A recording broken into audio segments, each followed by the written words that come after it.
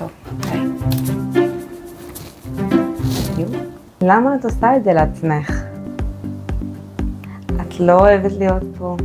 רואים עליי? אז למה? אני פשוט מפחדת נורא לעשות איזשהו צעד, ובינתיים אין לי הכנסה. אני גם לא יודעת מה אני רוצה לעשות, מה הייעוד שלי. את צריכה לעשות מה שאת אוהבת ולהרוויח מזה כסף בתנאים שלך ואיך שאת רואה את זה לנכון. בדיוק ההתלבטות שלי, אם להיות כאילו עצמאית בתחום הזה או לעבור למשרד אחר. יש מקום שנקרא דרך חדשה. איך זה עובד? הוא יכוון אותך לזה, לצאת מכלוב הזהב הזה ולהגיע להגשמה עצמית וליהנות מהחיים שלך, להיות מאושרת. למה את מחכה? וואו, אז יש מקום שממש מדייק לי את כל זה. דרך חדשה, תחפשי את זה. בואי נראה.